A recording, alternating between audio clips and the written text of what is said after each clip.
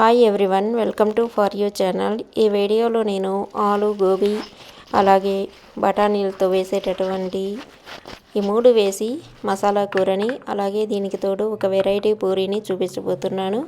ఇప్పుడు ఇది ఎలా చేయాలో చూద్దాము. ముందుగా నేను పూరీ కోసం ఒక బౌల్ తీసుకొని 2 కప్పుల గోధుమ పిండి అలాగే 4 టేబుల్ స్పూన్లు కానీ పావు కప్పు కానీ రవ్వ వేసుకోవాలి. అలాగే 2 చిటికెల ఉప్పు వేసుకొని 1 టీ స్పూన్ నెయ్యి వేసుకొని లేకపోతే 2 టేబుల్ స్పూన్ల ఆయిల్ వేసుకొని కలిపి పెట్టుకోవాలి. ఈ పిండి అంతా కొంచెం కొంచెం బాగా కలిసిన తర్వాత నెయ్యి అంతా కొంచెం కొంచెం వాటర్ వేసుకుంటూ ఈ పిండిని సెమీ సాఫ్ట్ డోగా మనం కలిపి పక్కన పెట్టుకోవాలి. ఇప్పుడు చూడండి, ఈ పిండి అనేది ఇప్పుడు సాఫ్ట్గా లేకుండా సెమీ సాఫ్ట్గా ఉంది. దీనిని ఒక అరగంట సేపు మనం మూత పెట్టి పక్కన పెట్టుకున్నప్పుడు ఈ రవ్వ అంతా కూడా వాటర్ని పీల్చుకొని ఇంకొంచెం హార్డ్ అవుతుంది. ఇప్పుడు పక్కన పెట్టుకొని ఇక్కడ నేను ఒక 2 పొటాటోస్ తీసుకొని ఇలా స్క్వేర్ షేప్లో కట్ చేసి నీళ్ళల్లో వేసుకున్నాను. అలాగే 1 కప్పు కాలీఫ్లవర్ ముక్కలు పెద్దవిగా తీసుకున్నాను. అలాగే 1 కప్పు బఠానీ తీసుకున్నాను. ఇప్పుడు కళాయి పెట్టుకొని 2 టేబుల్ స్పూన్ల ఆయిల్ వేసుకొని 2 ఆనియన్స్ని పెద్ద ముక్కలుగా కట్ చేసి వేయించుకోవాలి. ఇప్పుడు ఇందులో 4 చిన్న చిన్న ముక్కలుగా చేసినటువంటి అల్లం ముక్కలు, 4-5 వెల్లుల్లి రెబ్బలు, ఒక 2-3 పచ్చిమిర్చి సన్నగా కట్ చేసి ఇందులో వేసేసుకొని ఇవన్నీ కూడా ఫ్రై చేసుకోవాలి. ఇవి లైట్గా ఫ్రై అయిన తర్వాత ఇందులో ఒక 4 టమాటాలు స్లైసెస్గా కట్ చేసినవి ఇందులో వేసుకొని అలాగే 1 టీ స్పూను సాల్ట్ కూడా వేసుకొని బాగా కలుపుకొని మూత పెట్టి చిన్న మంట మీద ఒక 5 నిమిషాలు ఉడికించుకోవాలి. ఇలా ఉడికించుకున్నప్పుడు మనకు టమాటో ఆనియన్ అనేది మెత్తగా అవుతుంది. 5 నిమిషాల తర్వాత చూసినట్లయితే సన్న మంట మీద చక్కగా ఉడికిపోయి ఉంటాయి. ఇక్కడ కూడా అడుగు పట్టకుండా మనకు మెత్తగా ఉడికిపోయి ఉంటాయి. ఇప్పుడు దీనిని బాగా చల్లార్చుకోవాలి. ఇప్పుడు పక్కన పెట్టి చల్లార్చుకుందాము. ఇప్పుడు ఒక చిన్న మిక్సీ జార్ తీసుకొని అందులో 2-3 ముక్కలు బీట్రూట్ ముక్కలు అలాగే ఒక అరకప్పు వాటర్ వేసుకొని మిక్సీలో జ్యూస్ లాగా పట్టి పెట్టుకోవాలి. దీనిని ఒక బౌల్లో ఉంచుకోవాలి. ఇది మెత్తటి జ్యూస్ లాగా వచ్చింది.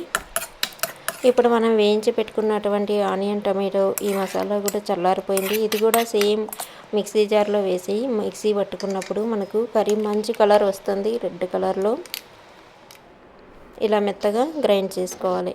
ఇప్పుడు ఇంకొక కడాయి పెట్టుకొని 2 టేబుల్ స్పూన్ల నెయ్యి వేసుకొని మనం ముందుగా కట్ చేసి పెట్టుకున్నటువంటి పొటాటోని ఇందులో వేసి బాగా ఫ్రై చేసుకోవాలి. ఈ కర్రీ నెయ్యి వేసి చేసినప్పుడు చాలా టేస్టీగా ఉంటుంది. మీకు నెయ్యి ఇష్టం లేకపోతే మీరు ఆయిల్తో అయినా చేసుకోవచ్చు. ఇది బాగా ఫ్రై అయిన తర్వాత ఈ ముక్కలు అనేవి మెత్తబడిన తర్వాత మనం ఇందులో ఒక ప్లేట్లో తీసి పెట్టుకోవాలి.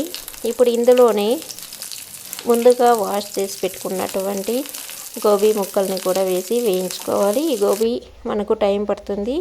ఈ లోపల మసాలా కలుపుకుందాము. అరకప్పు పెరుగు తీసుకొని 1 టేబుల్ స్పూను ధనియాల పొడి, 1 టేబుల్ స్పూను వేయించిన జీలకర్ర పొడి, 1 teaspoon salt, 1 teaspoon Kashmir chilli powder, 1 teaspoon కారం ఉండే చిల్లీ పౌడరు, అలాగే పావు టీ స్పూన్ పసుపు వేసుకొని ఇదంతా కూడా బాగా కలిసేలాగా బాగా కలిపేసుకోవాలి. ఈ పెరుగుని చిల్లికి తీసుకున్నట్లయితే మనకు బాగుంటుంది. ఇప్పుడు మనకు గోబీ కూడా ఫ్రై అయింది. ఇప్పుడు దీనిని కూడా ఇంకొక ప్లేట్లోకి తీసి పక్కన పెట్టుకుందాము. ఇలా ఫ్రై చేసుకున్నప్పుడు మనం తర్వాత ఈజీగా ఉడికిపోతాయి ఇవన్నీ కూడాను. ఇప్పుడు ఇదే నెయ్యిలో 1 టీ స్పూను జీలకర్ర వేసుకొని అలాగే 2 బిర్యానీ ఆకులు వేసుకొని ఈ జీలకర్ర చిటపట రాలిన తర్వాత మనం ముందుగా కలిపి పెట్టుకున్నటువంటి ఈ పెరుగు మిశ్రమాన్ని ఇందులో వేసేసుకొని దీనిని బాగా ఫ్రై చేసుకోవాలి. ఈ నెయ్యిలో ఇది బాగా కలర్ మారి మనకు రెడ్ కలర్ వస్తుంది. అంతవరకు ఫ్రై చేసుకోవాలి. వాటర్ అనేది పూర్తిగా డ్రై అయిపోయి ఆయిల్ పైకి తేలే వరకు ఇలా చిక్కబడుతుంది. ఆయిల్ పైకి తేలిన తర్వాత అప్పటి వరకు దీనిని వేయించుకోవాలి. ఇది లైట్గా మనకు టైం పడుతుంది. ఇప్పుడు మిక్సీ పట్టుకున్నటువంటి ఆనియన్ టమాటో పేస్ట్ కూడా ఇందులో వేసుకొని ఇది కూడా బాగా ఉడికించుకోవాలి. మనకు ఆయిల్ అనేది బయటకు వచ్చే వరకు మనం దీనిని కలుపుతూనే ఉండాలి, అలాగే వదిలేయకుండా. ఇలా కలుపుతూ ఉన్నప్పుడు ఇందులో ఉండే వాటర్ అంతా కూడా డ్రై అయిపోతుంది. అప్పుడు చాలా చాలా టేస్టీగా ఉంటుంది ఈ కర్రీ అనేది.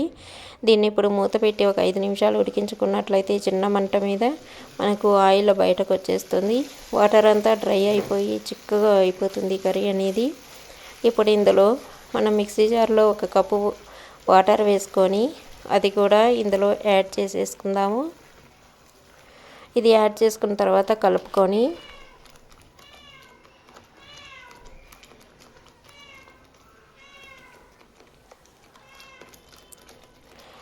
ఇందులో ముందుగా వేయించి పెట్టుకున్నటువంటి పొటాటో ముక్కల్ని, అలాగే గోబీ ముక్కల్ని, ముందుగా ఉడికించినటువంటి 1 కప్పు బఠానీలను కూడా, ఇది ఉప్పు వేయకుండా వేయించి పెట్టుకున్నటువంటి బఠానీలు, మీరు ఫ్రోజన్ అయినా యూజ్ చేసుకోవచ్చు. ఇప్పుడు సీజన్ కాబట్టి ఈ ఆలు గోబీకి బఠానీకి మనం ఈ కర్రీ చేసుకోవచ్చు. ఇందులోనే 1 టీ స్పూన్ గరం మసాలా వేసుకొని బాగా కలుపుకొని మూత పెట్టి ఇంకొక 2-3 నిమిషాలు ఉడికించుకున్నట్లయితే ఈ మసాలాలన్నీ ఈ కూరగాయలకు బాగా పట్టేస్తాయి.